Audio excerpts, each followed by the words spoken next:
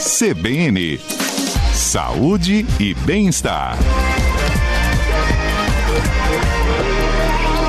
O uso de medicamentos para disfunção erétil, como Viagra, sildenafila, nome difícil de falar, o Cialis, que é a tadalafila, Levitra, vardenafila. Esse uso desses remédios tem crescido entre homens de diferentes idades, inclusive entre jovens, sem diagnóstico clínico de impotência.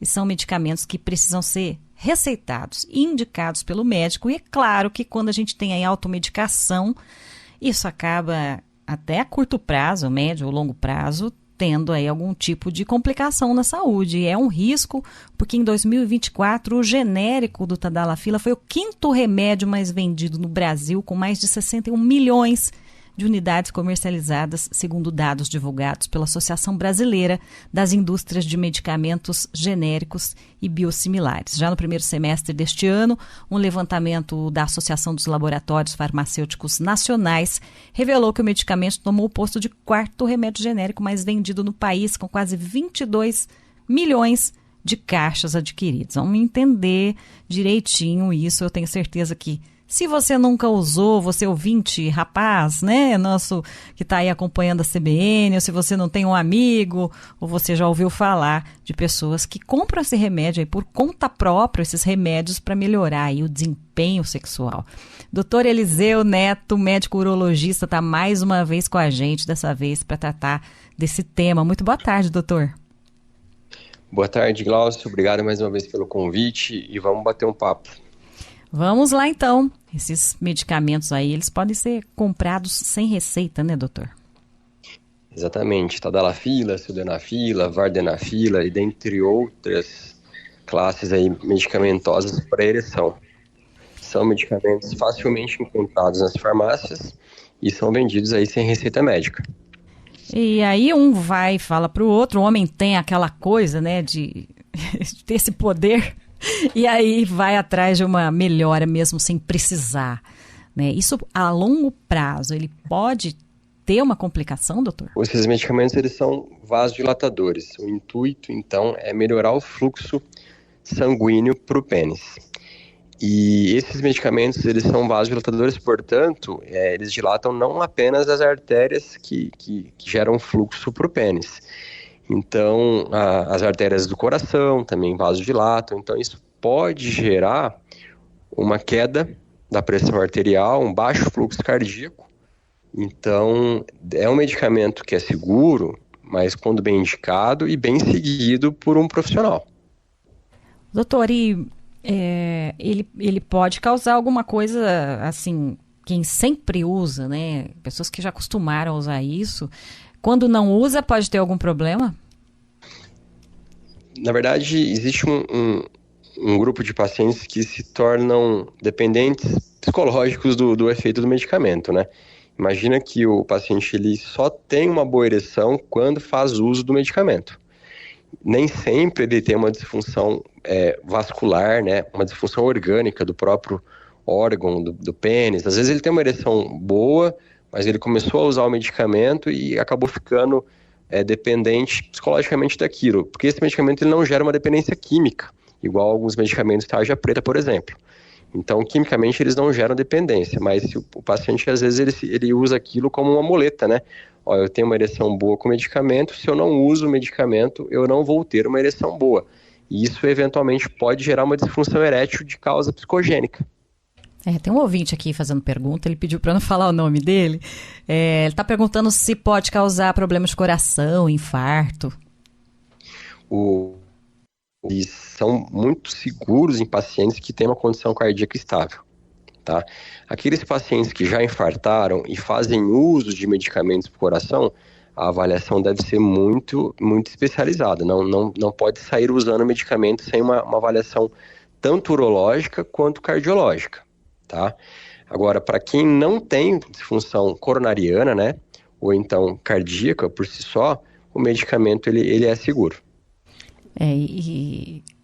Segundo a NHS, né, cerca de 12% dos usuários apresentam algum efeito colateral significativo, mas apenas 3% pausam o tratamento por esse motivo. Precisa ficar em alerta, né, doutor? Com certeza. Os mais comuns são dor de cabeça, tá? Porque o mecanismo da dor de cabeça, cefaleia, é por vasodilatação. Então, o medicamento promove isso, né? Pode ter rubor facial, que é aquele vermelhidão de face, né? A gente pode ter tontura. Então, todos os efeitos colaterais relacionados aí a uma queda da pressão arterial e uma vasodilatação. Tem um ouvinte aqui dizendo que ele adora a tadalafila, que mudou a vida dele, que ele tem uma confiança 100% no medicamento, né? E que a gente só não sabe se foi receitado ou não. Doutora, se no seu consultório, por exemplo, chega um paciente que ele não tem disfunção erétil, mas ele fala, doutora, eu quero melhorar meu desempenho sexual. Aí o médico pode receitar esse tipo de medicamento? Ou tem ali uma conversa e há outras formas de melhorar isso? Então, a gente conversa bem abertamente com o paciente, tenta entender primeiramente se esse paciente está tendo uma boa relação com sua parceira ou seu parceiro, né?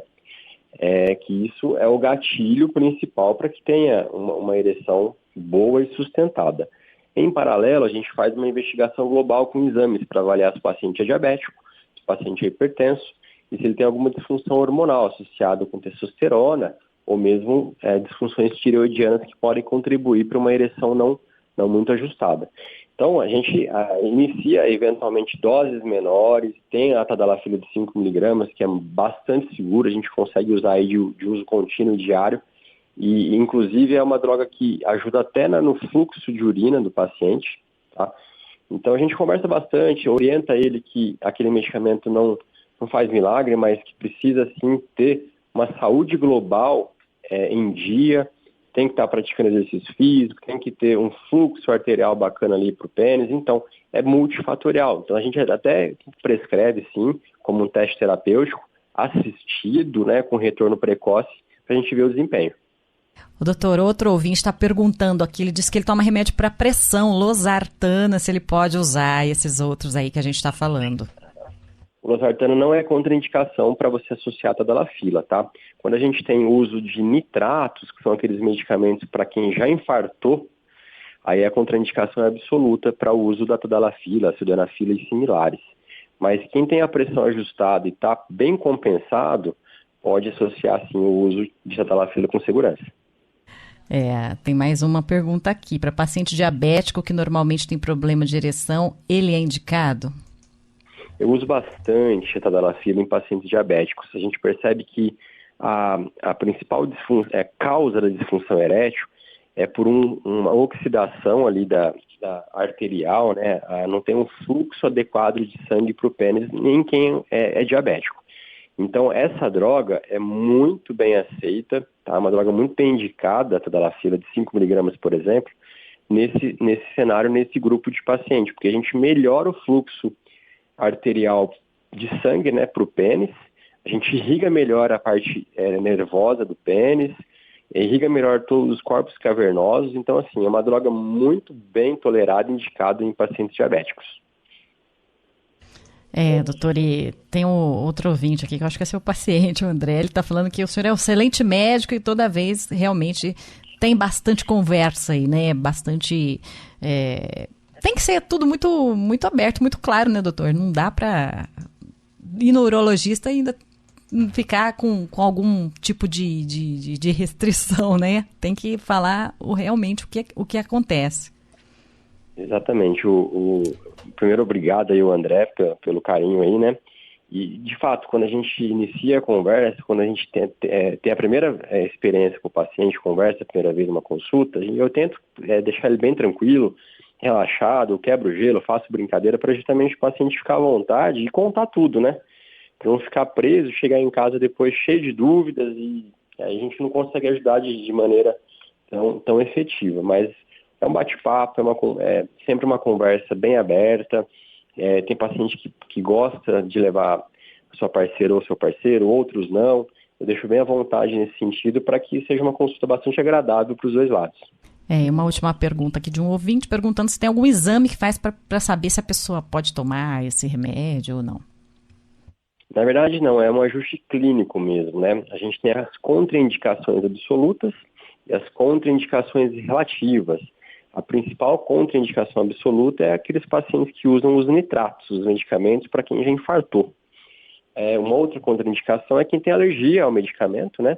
Agora, as relativas são para aqueles que tiveram os outros colaterais menores, por exemplo, um pouquinho de tontura, uma eventual dor de cabeça, mas tolerou, tomou um remédio para dor ali e passou, entendeu? Então é muito mais uma indicação clínica em relativo a isso que a gente conversou, mas não tem nenhum exame que fala assim, permite ou não permite o uso do remédio. É isso, doutor Eliseu Neto, muito obrigada pela sua participação hoje, trazendo esse tema aqui com a gente. Tem ouvinte ainda aqui, tem outro ouvinte dando parabéns pra gente por ter trazido esse tema, porque é um tema difícil. Não é difícil, é um tema de saúde, né, doutor? A gente precisa sempre trazer aqui, já que a gente está falando de saúde, né, saúde pública. Eu acho que isso, a gente tem que mensalmente, semanalmente, bater um papo bem aberto nesse sentido, tentar trazer para a população masculina aí um pouquinho, quebrar um pouco esse tabu, né, esse preconceito de buscar o médico, para que a gente consiga ter uma saúde global, focar em atividade física, focar numa alimentação saudável, que a gente consiga prolongar de forma interessante e com qualidade a vida, né? É isso aí. Muito obrigada, doutor, e até a próxima. Obrigado mais uma vez, até a próxima. Tchau, tchau.